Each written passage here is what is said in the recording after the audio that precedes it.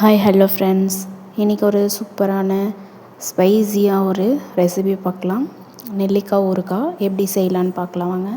First ஒரு கடாயில் oil விட்டு நல்லா காஞ்சதுக்கப்புறம் நெல்லிக்காய் வாஷ் பண்ணிவிட்டு நல்லா தொடச்சி எடுத்துட்டுக்கப்புறமா ஆயிலில் சேர்த்துக்கோங்க.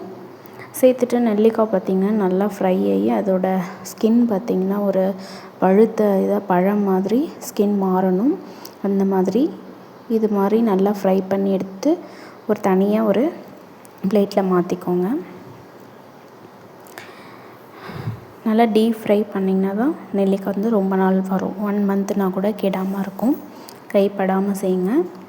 இதோட காரத்துக்கு ஏற்ற போல் மிளகாய் தூள் அப்புறம் கொஞ்சம் உப்பு எல்லாம் சேர்த்துக்கோங்க. இதோட ஒரு பொடி ஒன்று மிக்ஸ் பண்ணணும். அது என்னென்னா கொஞ்சமாக கடுகு, வெந்தயம் இது ரெண்டுமே லைட்டாக ஃப்ரை பண்ணி அப்புறமா மிக்சியில் நல்லா பவுடர் போல் அரைச்சிட்டு அப்புறம் சேர்த்துக்கோங்க. கொஞ்சமாக பெருங்காயம் இதெல்லாம் சேர்த்து நல்லா கலக்கி விட்டுட்டு மறுபடியும் அதே பேனில் இன்னும் கொஞ்சம் எக்ஸஸாக ஆயில் விட்டு நிறைய கடுகு கொஞ்சம் எக்ஸஸாக போடுங்க. பூண்டு நான் கொஞ்சம் தட்டி போட்டிருக்கேன். உங்களுக்கு விருப்பம்னா சேர்த்திக்கலாம், இல்லை ஸ்கிப் பண்ணிக்கலாம்.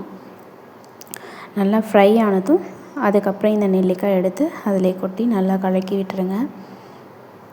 இதில் இந்த நெல்லிக்காய்க்கெல்லாம் நல்லா இந்த காரம், உப்பு இதெல்லாம் ஏறணும். அது வரையும் நல்லா கொஞ்சம் டீப் ஃப்ரை பண்ணிக்கோங்க. அடுப்பு பார்த்திங்கன்னா நல்லா லோ ஃப்ளேமில் வச்சு ஃப்ரை பண்ணணும். அப்போ தான் தீயாமல் இருக்கும். நல்லா ஃப்ரை பண்ணி எடுத்துக்கோங்க. இது பார்த்திங்கன்னா நல்லா தயிர் சாதம் அப்புறம் ஏதாவது சாம்பார் சாதம் இதுக்கெல்லாம் வச்சு சாப்பிட்டிங்கன்னா ரொம்பவே சூப்பராக டேஸ்டியாக இருக்கும்.